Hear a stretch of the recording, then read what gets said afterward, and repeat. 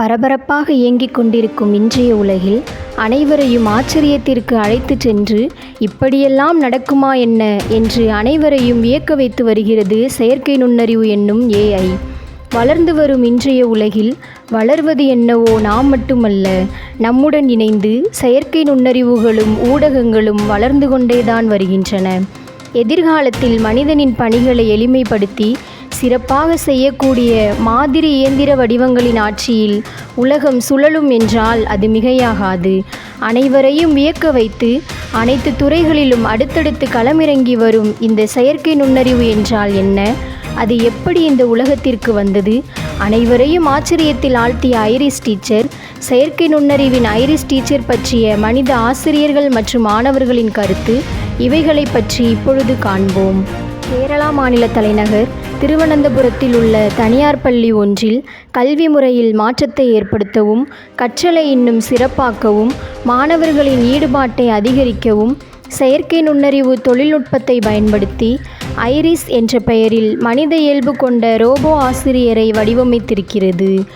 Maker labs எஜுடெக் என்னும் தொழில்நுட்ப கல்வி நிறுவனத்துடன் இணைந்து ஐரிஸ் உருவாக்கப்பட்டிருக்கிறது. 3 மொழிகளை பேசும் திறன், பல்வேறு பாடங்களிலிருந்து கேள்விகள் எழுப்பினாலும் சரளமாக பதிலளிக்கும் திறன் போன்றவற்றை இந்த செயற்கை நுண்ணறிவு ஆசிரியர் ரோபோ கொண்டுள்ளது. இதன் கீழ்ப்பகுதியில் சக்கரங்கள் பொருத்தப்பட்டிருப்பதால் அதனால் தானாகவே இடம் விட்டு இடம் நகர்ந்து செல்ல முடிகிறது. இந்தியாவில் அறிமுகப்படுத்தப்பட்ட முதல் செயற்கை நுண்ணறிவு ஆசிரியர் ரோபோ ஐரிஸ் என்பது குறிப்பிடத்தக்கது.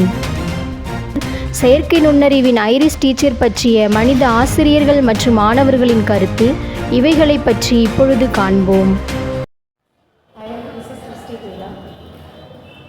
There is a saying in English which says, a good teacher teaches not only from the book but also from the heart. According to me, a robotic teacher is always a programmed teacher. He teaches only which is programmed in it. ஐரிஸ்மான ஏஐன்னு எடுத்துக்கிட்டோம்னா benefits இருக்கும். அதாவது எப்படின்னா, இப்போது நம்ம வந்து ஒரு இன்ட்ராக்டிவாக போகணும், கிளாஸில் ஸ்டூடெண்ட்ஸோட என்கரேஜ் பண்ணணும், இல்லை ஸ்டூடெண்ட்ஸ் கேட்குற கேள்விக்கு ரெஸ்பான்சிபிளாக பண்ணணும் அப்படின்ற மாதிரினா அந்த மாதிரி டைத்தில் வந்துட்டு ஐரிஸ்மான ஏஐ வந்து ரொம்ப யூஸ்ஃபுல்லாக இருக்கும் டீச்சிங் ஃபீல்டுக்கு. ஸோ அதுதான் மெயினாக ஒரு இன்ட்ராக்ஷன் மாதிரி, கிளாஸில் இன்ட்ராக்ஷனை இல்லை ஒரு எக்ஸாம்பிள் மாதிரி சொல்கிறது ஸ்டூடெண்ட்ஸ் புரிகிற மாதிரி அப்படின்னா அந்த மாதிரி டைத்தில் வந்து ஐரிஸ் ஏஐ மாதிரியான டீச்சர்ஸ் வந்து யூஸ்ஃபுல்லாக இருக்கும். ஆக்சுவலாக ஆர்டிஃபிஷியல் இன்டெலிஜென்ஸ் வந்து நம்மளுக்கு புதுசு கிடையாது. இது நம்ம ஏதாவது ஒரு புது விஷயம் ஸ்டார்ட் பண்ணாலுமே அதுக்கு வந்து எப்பயுமே ஒரு விரோதமான பன்மை இருக்க தான் செய்யும். இது டீச்சிங் ஃபீல்டில் மட்டும் இல்லை, எல்லா ஃபீல்ட்லேயும் எனக்கு தெரிஞ்சு ஆக்கிரமிக்க போகுது அப்படிங்கிறது நல்லா தெரியும். நம்ம சாதாரணமாக நம்மளே அறியாமல் நிறைய ஆர்டிஃபிஷியல் இன்டெலிஜென்ஸையும் மெஷின் லேர்னிங்கையும் வந்து பார்த்துட்டு இருக்கிறோம். நம்மளை சுற்றி இருக்கக்கூடிய நிறைய விஷயங்கள்ல அதெல்லாம் வருது. ஐரிஸ் ஏஐ வந்து ஒரு செட் ஆஃப் லாங்குவேஜஸில் இன்ஸ்டெட் ஆஃப் வந்து இப்போ உதாரணத்துக்கு ஐரிஸ் ஏஐ வந்து இன்ஜினியரிங் ஃபீல்டோ மேத்தமெட்டிக்ஸ் ஃபீல்டையும் இருக்குது. ஸோ அந்த மாதிரி இல்லாமல் ஃபவுண்டேஷன் லாங்குவேஜில் இருந்துச்சுன்னா அந்த மாதிரி டயத்தில் கண்டிப்பாக டெக்னிக்கல் ப்ராப்ளம்ஸ் வரதுக்கான சான்சஸ் இருக்குது. இதை ஒரு சாரார் யார் வேணான்னு நினைக்கிறாங்க அப்படின்னா, எனக்கு தெரிஞ்சு இந்த ஆர்டிஃபிஷியல் இன்டெலிஜென்ஸ் வந்தால் என்னோட இடம் ரீப்ளேஸ் ஆயிருமோ அப்படின்னு நிறைய பேர் நினைக்கிறாங்க. நிறைய பேர்னா டீச்சிங் ஃபீல்டு மட்டும் கிடையாது, மற்ற எல்லா ஃபீல்ட்லையும் நினைக்கிறாங்க. பட் அப்படி இல்லை, நான் என்னோட பாயிண்ட் ஆஃப் வியூவில் அப்படி கிடையாது. ரீசன் என்ன அப்படின்னா, அந்த ஆர்டிஃபிஷியல் இன்டெலிஜென்ஸையோ மெஷின் லேர்னிங்கோ லேர்ன் பண்ணி அதை கிரியேட் பண்ணுறதும் ஒரு ஹியூமனாக தான் இருக்க முடியும். இது எவ்வளோ ஹெல்ப் பண்ணும் அப்படின்னா, நம்மளோட டீச்சிங் ஃபீல்டில் மட்டும் இது ஹெல்ப் பண்ணுமா அப்படின்னா இல்லை, அதை தாண்டி நிறைய விஷயம் இருக்குது. It can't read the emotions of the children or students to which they have to teach. There will be lack of empathy, and as a result there will be chaos in guiding the children towards the right path through which they have to tread through according to their choice of interest. இது வந்து டீச்சருக்கு ஒரு replacement மாதிரி தான். But இது வந்து இன்னும் கொஞ்சம் டெவலப்மெண்ட் ஆச்சுன்னா ஸ்டூடெண்ட்ஸோட இது வந்து இன்னும் பெட்டராக இருக்கும். ஏன்னா இப்போ வந்து இது வந்து பர்டிகுலராக ஒரு ஸ்டூடெண்ட்டோட பெனிஃபிட்ஸை மட்டும் எடுத்து பண்ண முடியாது. இப்போ டீச்சர்ஸ் வந்து எல்லாமே என்ன பண்ணுவாங்கன்னா, தனித்தனியாக ஸ்டூடெண்ட்ஸோட இன்வால்மெண்ட் எடுத்து ஒவ்வொரு ஸ்டூடெண்ட்ஸுக்கும் என்ன மாதிரி இருக்குது, என்ன பண்ணுவாங்கன்றது தெரியும். இது அந்த மாதிரி பண்ணாமல் பர்டிகுலராக ஒன்று எடுக்கிறதுனால மேபி ஃபியூச்சர்ஸில் இருந்துச்சுன்னா பெனிஃபிட்ஸ் ஜாஸ்தி வரும். ஐரிஸ் வந்தது பெரிய பூன் அப்படிங்கிறது ஒரு விஷயமா இருந்தால் கூட, ஒரு கட்டத்தில் என்ன பண்ணணும் அப்படின்னா, நம்ம எல்லாரும் அப்டேட் ஆகிக்கிட்டே இருக்கணும். அவுடேட் ஆகலை அப்படின்னா, அவுடேட் ஆகிட்டோம் அப்படின்னா அப்டேட் ஆகாத எந்த விஷயமும் இருக்கவே இருக்க முடியாதுங்கிறது என்னோட நம்பிக்கை.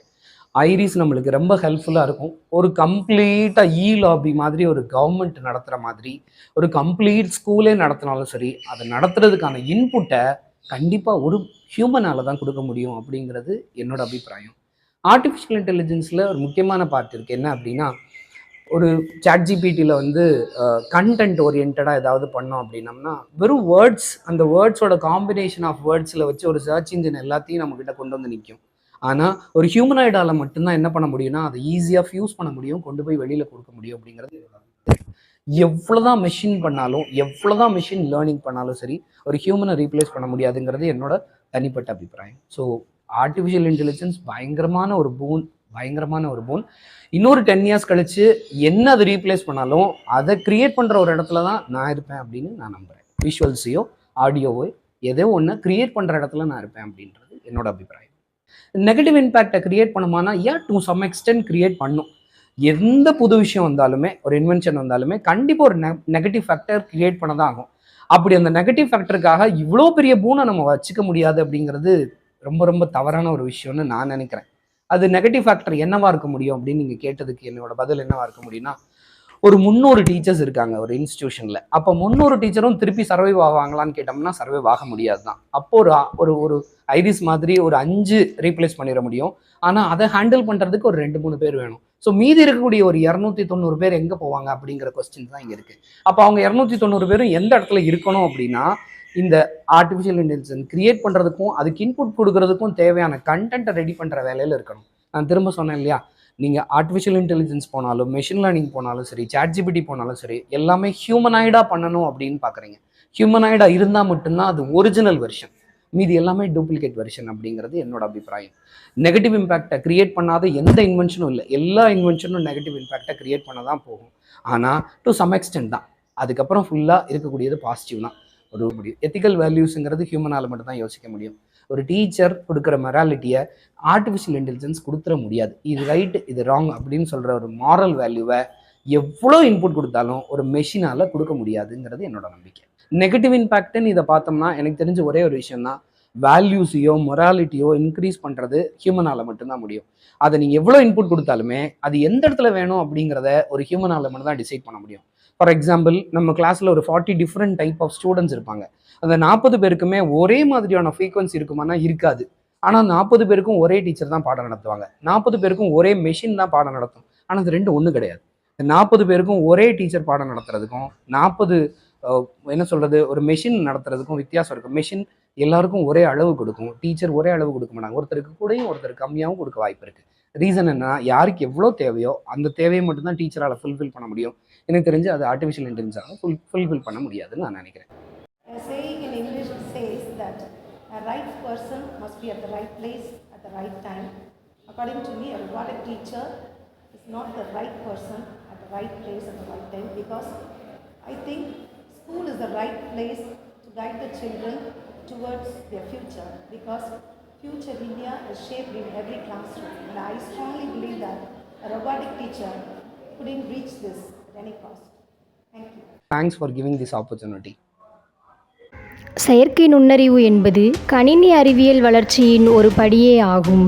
எப்பொழுது ஒரு மனிதன் தன்னுடைய வேலையை சுமையென நினைத்து சுலபமாக வேலையை முடிக்கும் வழியை தேட ஆரம்பித்தானோ அப்பொழுதே அறிவியலின் வளர்ச்சி இவ்வுலகை ஆக்கிரமிக்க ஆரம்பித்து விட்டது. சிறிது சிறிதாக வளர்ந்து வந்த கணினி அறிவியல் செயற்கை நுண்ணறிவு வந்த பின்னர் முழு வளர்ச்சியையும் எட்டியதாக பார்க்கப்படுகிறது. நுட்பமான இயந்திரங்களை உருவாக்கி மனிதர்களைப் போல செயல்பட வைக்கும் ஒரு நுணுக்கமான தொழில்நுட்பம்தான் செயற்கை நுண்ணறிவு. சுருக்கமாக கூற வேண்டுமென்றால், மனித தலையீடு மற்றும் கட்டளைகளின்றி சுயமாக தாக்கம் ஒன்றை மேற்கொண்டு ஒரு முடிவை மனிதனைப் போலவே எடுக்கும் சாதனங்கள் செயற்கை நுண்ணறிவு எனப்படும். ஒரு மனிதன் என்னென்ன வேலைகள் செய்கிறானோ, ஏன் மனிதனால் செய்ய முடியாத வேலைகளை கூட சுலபமாக செயற்கை நுண்ணறிவு என்னும் AI செய்து முடித்துவிடும்.